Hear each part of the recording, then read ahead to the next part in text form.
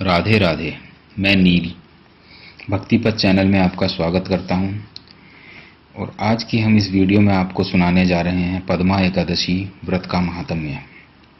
एक बार युधिष्ठिर ने पूछा, हे केशव, भाद्रपद मास के शुक्ल पक्ष में जो एकादशी होती है उसका क्या नाम है, कौन देवता और कैसी विधि है, यह बताइए। तब भगवान श्री कृष्ण ने कहा, राजन, इस विषय में मैं तुम्हें आश्चर्यजनक कथा सुनाता हूँ जिसे ब्रह्मा जी ने महात्मा नारद से कहा था। नारद जी ने पूछा था, हे चतुर्मुख, आपको सादर नमस्कार है।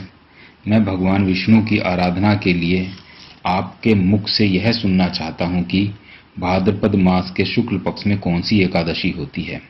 तब ब्रह्मा जी ने कहा था, मुनि श्रेष्ठ, तुमने बहुत उत्तम बात पूछी है। क्यों न हो वैष्णव जो ठहरे।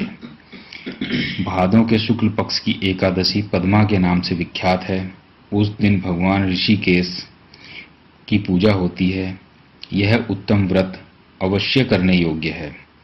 सूर्य वंश में मानधाता नामक एक चक्रवर्ती सत्य प्रतिज्ञ और प्रतापी राजश्री हुए हैं, जो प्रजा का अपने औरस पुत्रों की भांति धर्म पूर्वक पालन किया करते थे।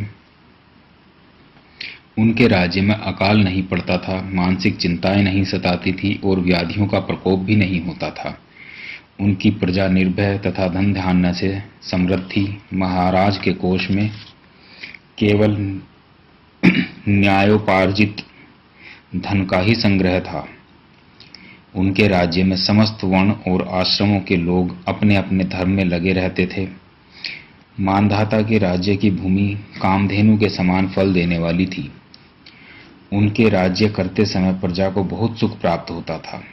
एक समय किसी कर्म का फल भोग प्राप्त होने पर राजा के राज्य में 3 वर्षों तक वर्षा नहीं हुई। इससे उनकी प्रजा भूख से पीड़ित होकर नष्ट होने लगी।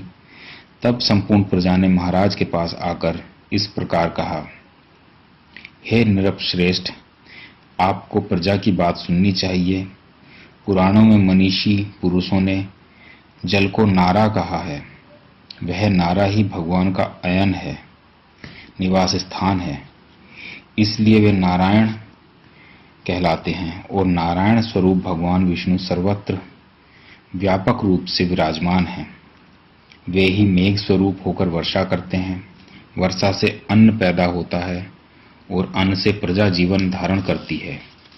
तो नृपश्रेष्ठ, इस समय अन्न के बिना प्रजा का नाश हो रहा है। अतः ऐसा कोई उपाय कीजिए जिससे हमारे योगक्षेम निर्वाह हो सके। तब राजा ने कहा, आप लोगों का कथन सत्य है, क्योंकि अन्न को ब्रह्मा कहा गया है।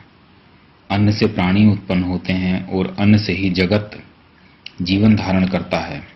लोक में बहुधा ऐसा सुना जाता है तथा पुराणों में भी बहुत विस्तार के साथ ऐसा वर्णन है कि राजाओं के अत्याचार से प्रजा को पीड़ा होती है। किंतु जब मैं बुद्धि से विचार करता हूँ तो मुझे अपना किया हुआ कोई अपराध नहीं दिखाई देता। फिर भी मैं प्रजा का हित करने के लिए पूर्ण प्रयत्न करूंगा। ऐसा निश्चय करके राजा मानधाता इन्हें गिने व्यक्तियों को साथ ले विधाता को प्रणाम करके सघन वन की ओर चल दिए।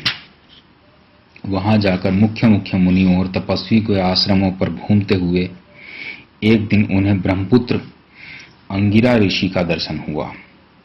उन पर दृष्टि पड़ते ही राजा हर्ष में भरकर अपने वाहन से उतर पड़े और इंद्रियों को वश में रखते हुए दोनों हाथ जोड़कर उन्होंने मुनि के चरणों में प्रणाम किया।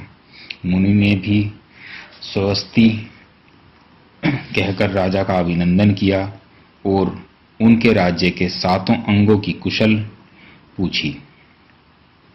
राजा ने अपनी कुशल बताकर मुनि के स्वास्थ्य का समाचार पूछा। मुनि ने राजा को आसन और अर्घ्य दिया। उन्हें ग्रहण करके जब वे मुनि के समीप बैठे तो उन्होंने इनके आगमन का कारण पूछ लिया। तब राजा ने कहा, भगवान, मैं धर्मानुकूल प्रणाली से पृथ्वी का पालन कर रहा था, फिर भी मेरे राज्य में वर्षा का अभाव हो गया। इसका क्या कारण है, इस बात को मैं नहीं जानता। तब ऋषि बोले, राजन, यह सब युगों में उत्तम सत्य युग है। इसमें सब लोग परमात्मा के चिंतन में लगे रहते हैं तथा इस समय धर्म अपने चारों चरणों से युक्त होता है। इस युग में केवल ब्राह्मण ही तपस्वी होते हैं, दूसरे लोग नहीं। किंतु महाराज, तुम्हारे राज्य में यह शूद्र तपस्या करता है। इसी कारण मेघ पानी नहीं बरसते। तुम इसके प्रतिकार का यत्न करो, जिससे यह अनावृष्टि का दोष शांत हो जाए। राजा ने कहा, हे मुनिवर, यह तो तपस्या में लगा है, दूसरे निरपराध हैं, अतः मैं इसका अनिष्ट नहीं करूंगा। आप उक्त दोष को शांत करने वाले किसी धर्म का उपदेश कीजिए। तब ऋषि बोले, राजन, यदि ऐसी बात है तो एकादशी का व्रत करो। भाद्रपद मास के शुक्ल पक्ष में जो पद्मा नाम से विख्यात एकादशी है, उसके व्रत के प्रभाव से निश्चय ही उत्तम वृष्टि होगी। नरेश, तुम अपनी प्रजा और परिजनों के साथ इसका व्रत करो। ऋषि का यह वचन सुनकर राजा अपने घर लौट आए। उन्होंने चारों वर्णों की समस्त प्रजाओं के साथ भादों के शुक्ल पक्ष की पद्मा एकादशी का व्रत किया।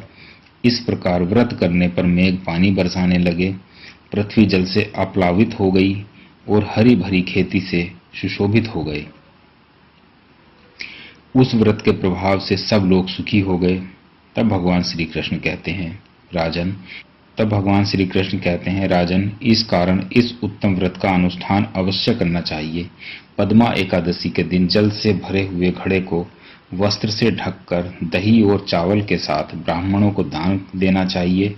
साथ ही छाता और जूता भी देना चाहिए। दान करते समय इस मंत्र का उच्चारण करें, नमो नमस्ते गोविंद, बुद्ध श्रवण संज्ञक, अघोग संक्षय कृत्वा सर्वसौख्य प्रदो भव, भुक्ति मुक्ति प्रदश्चैव लोकानां सुखदायक। बुधवार और श्रवण नक्षत्र के योग से युक्त द्वादशी के दिन बुद्ध श्रवण नाम धारण करने वाले भगवान गोविंद, आपको नमस्कार है। मेरी पाप राशि का नाश करके आप मुझे सब प्रकार के सुख प्रदान करें। आप पुण्यात्मा जनों को भोग और मोक्ष प्रदान करने वाले तथा सुखदायक हैं। राजन, इसके पढ़ने और सुनने से मनुष्य सब पापों से मुक्त हो जाता है। तो फ्रेंड्स, ये थी आज की हमारी वीडियो। आज की हमारी ये वीडियो आपको कैसी लगी हमें कमेंट्स में ज़रूर बताएं। हमारी वीडियो को लाइक व शेयर करें और चैनल को सब्सक्राइब करें। और हाँ, एक बात और मैं आपको बताना चाहता हूँ कि एकादशी व्रत की पूजन विधि हमने एक दूसरी वीडियो में दी है, जिसका लिंक हमने डिस्क्रिप्शन में दिया है, उसे ज़रूर देखें। धन्यवाद।